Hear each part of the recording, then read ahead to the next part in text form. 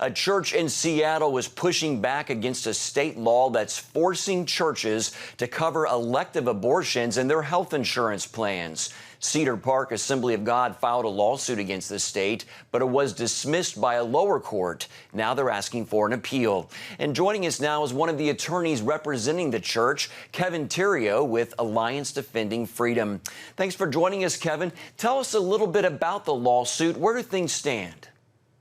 Well, right now we're on appeal before the Ninth Circuit because everybody pretty much agrees that churches should be free to operate according to their faith and not be forced or threatened by the government, especially when it comes to being forced to fund abortions. And the lower court disagreed with us, so we're on appeal to the Ninth Circuit right now.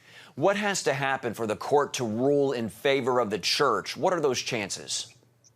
Well, actually, the chances are very good. As a matter of fact, the Ninth Circuit, in a case similar to this one out of California, recently ruled for the church. Actually, it was an ADF case, the Skyline case, and said that the church had been damaged when the state of California forced it to cover abortions in its employee benefit plan.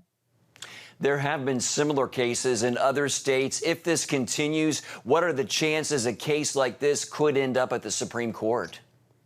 I think the chances are very good it could end up at the Supreme Court. And as a matter of fact, this coming term, the Supreme Court's going to consider the Fulton case, which might address the free exercise concerns that a lot of ministries have right now when the government forces it to do things that violates their faith.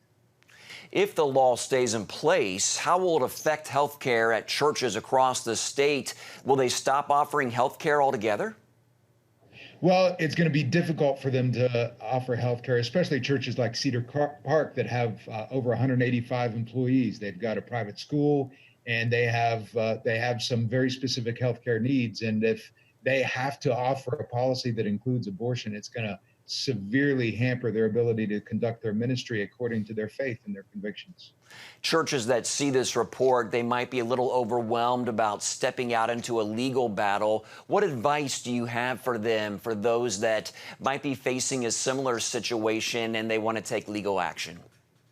Well, we have churches say that to us frequently because they're being oppressed on all sides. But the good news is Alliance Defending Freedom offers legal services free of charge. It won't cost the church a dime. They really just need to decide whether they're going to take a stand and make sure that things like laws like this that force churches to fund abortions just don't go unchallenged. Okay.